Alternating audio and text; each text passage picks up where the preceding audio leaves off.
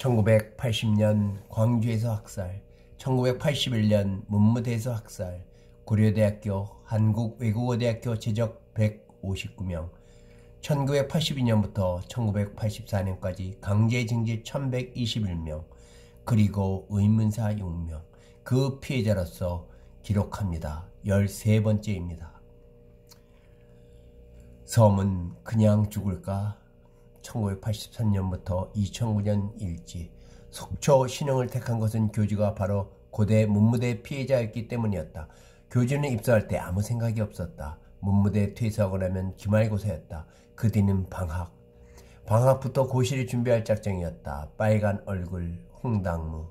그는 어렸을 때부터 얼굴이 늘 빨개서 별명이 홍당무였다. 중고교 때는 워낙 공부로 유명해 오해를 받지 않았지만 대학에서는 종종 문제가 됐다. 교수는 가까이와 냄새를 맡아보곤 "아유 미안하네" 하고 가기 일쑤였다. 만취색의 얼굴. 문무대에서 지나가던 장교가 그를 보고 불렀다. 그는 명치를 보고 유심히 바라보더니 그냥 가려 했다. 직감한 학생은 단번에 아래뜨렸다. "장교님, 저 원래 홍당무예요." 그는 장교의 가까이 가서 후후 불었다. 장교가 호탕하게 웃었다. "아이고 그렇구만. 오해할 뻔했다. 미안해." 저 오해받을까봐 첫날에도 스크럼도 안 짜고 따로나 PT 체조하던 군인 아저씨도 옆에 서 있었어요. 만족한 듯 장교가 고개를 끄덕였다. "그럼 그래야지. 무슨 과야?" "법학과예요. 퇴소하면 고시 준비할 거고요." 홍당무는 혹시나 염려해서 고시까지 들먹였다. "고시 꼭 붙어라." 멋지다 야." 장교는 악수까지 하고 헤어졌다. 겨우 안도의 한숨을 쉬었다. 하지만 제적이었다. 그는 문무대를 찾아갔다. 지나가는 방해를 붙잡고 인상착오를 설명했다.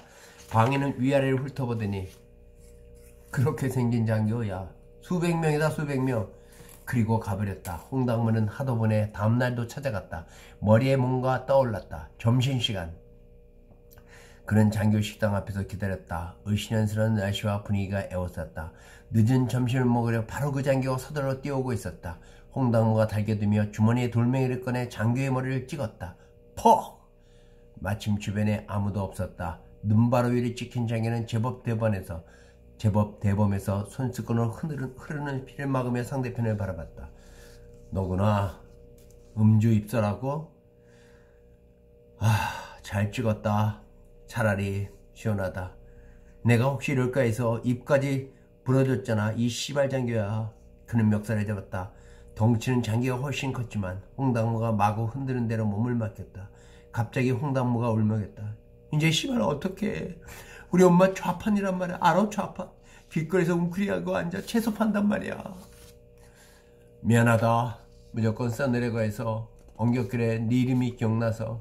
"이제 우리 엄마 어떡해. 아이 씨발 우리 엄마 어떡해. 줬던 네 힘이 우리 엄마 어떡하냐고. 씨발 장교야." 지나가던 병사와 장교가 몇몇 모였지만 아무 말 없이 바라볼 뿐이었다. "야 씨발 우리 엄마 이 추운데도 오늘 나가셨단 말이야. 좌판하러. 우리 엄마 아직도 몰라. 내가 어떻게 얘기를 해. 씨발 줬다. 우리 엄마 어떡하냐고." 장교가 말없이 그냥 피만 흘렸다. 주변 바라보는 이들이 하나둘 가버렸다. 씨발 빨간 얼굴. 니김이 빨간 얼굴. 우리 엄마 어떡하냐고. 니김이 빨간 얼굴. 입대했다. 그래도 누나가 있으니 다행이긴 했다. 누나는 공장의 기숙사에서 생활하다가 동생이 입대해 어머니와 함께 지내어 집에서 공장을 다녔다. 모녀에게 꿈이 없어졌다. 워낙 공부를 잘해 주변은 늘 부추겨 주었었다. "좀 있으면 판검사 될 텐데 뭐가 힘들어? 홍당무만 보고 살아. 홍당무만." 정말 힘든 줄 몰랐다. 엄마도 누나도. 하지만 이제 모든 것이 물거품이 되었다. 데모하면 고시에 원서도 못 낸다고 했다. 사정도 모르는 이웃들이 입방아를 쪘다. 끝났어. 아이고 그렇게도 철이 없어. 엄마 누이가 그렇게 고생하는데 어디 자기들 잘 되려고 그러는 거야. 아이고 철이 없어도 너무 없지. 대만은 놈의 새끼들 다 죽여 없애야 돼. 자기들이 더 분하고 더 혀를 쳤다. 첫 면회로 왔을 때 웬 음식을 그렇게 많이 싸웠는지 몰랐다. "이건 우리 홍당무 먹고 이건 고참들 갖다 줘. 그래야 잘 지내지?"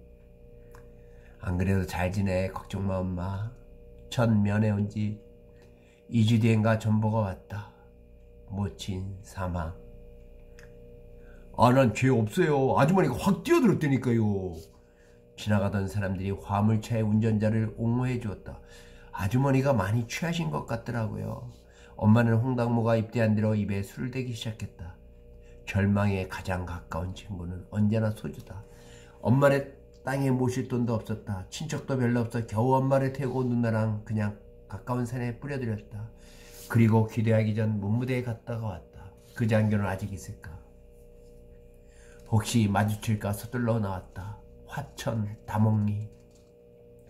누나가 지어준 차비가 남았었다. 하필 버스에서 민박집 딸을 만났다. 홍당무? 휴가 갔다 와? 하필 버스에서 만나더니 피할 수도 없다. 그냥 응했다. 군대에서도 홍당무였다. 부대 밖에 교회 갈 때면 고찬두가 민박집에서 라면이나 소주를 마시고 돌아오곤 했었다. 휴가면 수요일 기대인데 그냥 하루 일찍 기대하려고. 그럼 우리 민박집에서 자고 가. 홍당무가 정림을 쳐다보았다. 내가 한상 잘 차려줄게. 그는 대답하지 않았다. 슬그머니 정림이 넓적다리를 꼬집으며 빤히 그의 얼굴을 들여다보았다. 얼굴을 창밖으로 돌렸다. 한 사람 버스라 군인과 여인이 하는 일을 아무도 쳐다보지 않았다. 여자가 고개를 숙이고 뭔가를 했고 군인은 그냥 밖만 쳐다봤다. 내릴 때 됐어. 진짜 딱딱하네. 여자가 입을 닦으며 군복바지에 단추를 잠가주었다. 따뜻한 방에서 여자와 술을 먹으면 세상 모든 것이 잊혀진다. 진짜 그때가 처음이었어? 그게 뭐 상관이야? 미안해서 그러지. 젖가고 앉았네. 정림은 20대 중반이었지만 특별히 하는 일 없이 주말에 민박 일이나 도우며 시간을 죽였다. 정림에게 성이란 특별한 것이 아니었다. 집에서 민박을 하니 면회원 여친들과 밤새 살아오는 병사들의 짐승소리는 생활이었다. 민박반들의 벽도 허름한 것이어도 때론 대화소리도 다 들렸다. 바깥에 화장실이 있어 밤에 갔다 올라치면 지나가는 병사들이 만지고 가기 일쑤였다. 한 번은 화가 나 째려보니 입맞춤까지 하고 가는 멀쩡한 병사도 있었다. 민박을 치려니 일상이었다. 가끔씩 장교가 연애하자고 했다. 그들의 연애는 잠자는 것이 전부였다. 일요일 부대 밖에 교회 갔다가 가끔씩 들르는 홍당무는 조금 틀린 것 같았다. 얼굴이 늘 빨개 이등병 때부터 눈에 띄었었다. 어느 날 화장실에 갔다 오는데 그가 화장실 곁에서 점심부터 토하러 윽윽하고 있었다. 그녀가 뒤에서 등을 세게 두드려주자 그는 소주 냄새나는 음식물을 우욱 토해냈다. 어느 정도 토해지자 그녀가 찬물을 한 바가지 가져다 줬다. 입가심을 한 그가 나직이 바라보며 고맙다고 했다. 그녀가 토하느라고 더러워진 군복바지를 갈아주려 새 바지를 가져다 줬다. 그는 토하느라 정신이 나갔었던지 그녀 보는 앞에서 바지를 갈아입었다. 팬티가 불룩 나온 것이 제법 클 것 같았다.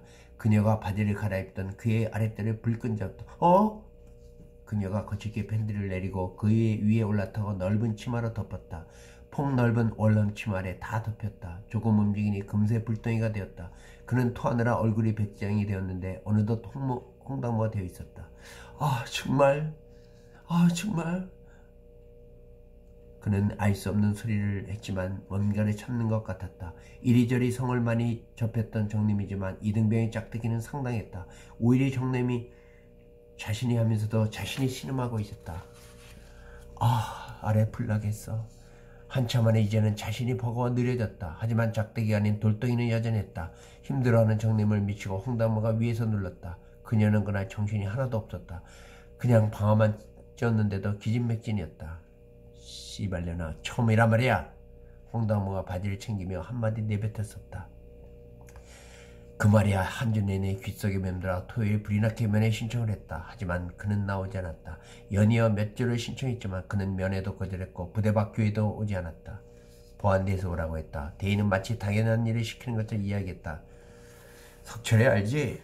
석철이 언더서클의 멤버란 걸 알고 있었다. 미리 겁을 집어먹었다.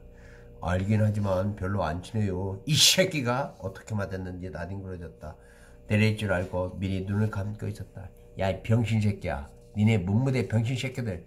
데모도 못하던 새끼들이 굴비 엮듯이 멍청이 엮여서 온 거 다 알아. 그러니까 새끼들아 니네 활용하는 것이 더 좋을 수 있다는 거야. 저 좀 봐주세요. 저는 엄마도 죽었잖아요. 그 소리에 길길이 뛰던 대위가 멍하니 바라보더니 작게 한마디 했다.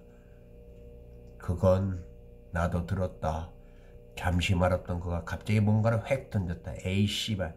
세상에 왜 저래. 양주사! 네. 저 새끼 데리고 가서 오늘 술 처먹자. 씨발 재수 존나 없네. 당무가 엄마 죽었다는 얘기를 무심코 했는데 갑자기 전혀 엉뚱한 반응을 하고 있었다. 다목리는 그 민박집이 그래도 괜찮았다. 집차에서 대희가 홍당무에게 물었다. 야, 너 엄마 돌아가시고 기대한 날 민박집 걸레랑 잤다며? 당무야, 대희님이 모든 걸 다 아셔. 너 마스터 수요일만 한다며?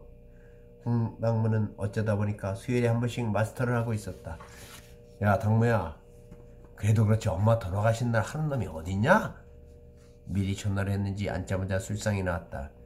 야, 웃기지 말고 큰딸 오라고 해. 정님이 그저 그런 표정으로 왔다. 야, 걸레, 그래도 그렇지 엄마 상 치르고 온 애를 쌈 싸먹으면 어떡하냐 이 씨발려라. 너 얘가 명문대 다닌다 왔으니까 뭐 좀 특이할 줄 알고 주워 먹었지? 아유, 저 걸레냐 씨발, 오늘 왜 기분이 이렇게 더럽냐? 홍당무가 엄마 죽었다는 얘기를 꺼낸 뒤부터 대유는 이상 반응을 심하게 하고 있었다. 술도 연신 들이키고 있었다. 당무야, 엄마 무조건 좋은 거야. 새끼 씹새끼.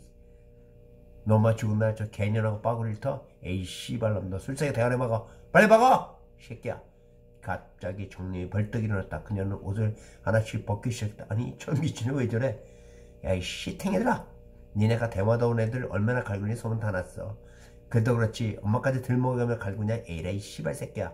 오히려 정님이 소주잔을 대위에게 던졌다. 누나 왜 그래? 아 저 씨발 새끼. 야, 오늘 내가 저털 다 뜨고 저탱이 완전 뽑아버릴 거야. 대희가 어이없어 하다가 갑자기 혁대를 뽑아들었다. 옆에 있던 중사가 말리기는커녕 같이 발기질을 했다. 대위의 혁대와 중사의 발기질을 정내미를 덮은 홍당무가 다 받고 있었다. 어쭈, 코를 꼬집어. 그래? 너네 부부다. 부부야. 오늘 아주 황청길 보내줄게. 같이 가봐라. 너 6명 죽은 거 알지? 니네들 의문사 6명이라며? 니네도 그렇게 했지. 의문사 8명 해줄게. 너네 죽는다고 보안사가 깜짝간에 빙신들아. 몇 많은 중에도 홍당무에게 보안사란 얘기와 의문사 6명 소리가 들리자 그의 묘골이 송연해졌다. 그럼 나도 그렇게 될 수 있겠네. 민박주인은 딸이 맞는데도 그냥 안방에서 담배만 빨았다. 전방에서는 연대에 파견된 보안대장이 연대장보다 더 높다. 어차피 내 놈 딸이긴 하지만 딸은 딸이다. 해도 너무하는 이제 30쯤밖에 안 된 머리에 피도 안 마른 대위 새끼. 말리던 옆집 민박주인까지 패고 대위와 중사는 잠이 들었다. 다음날 사단보안대와 헌병대까지 들이닥쳐 사단으로 홍당무와 정림을 수갑채 채워 데려갔다. 야, 홍당무, 너 지금 보안대 대장도 때리냐?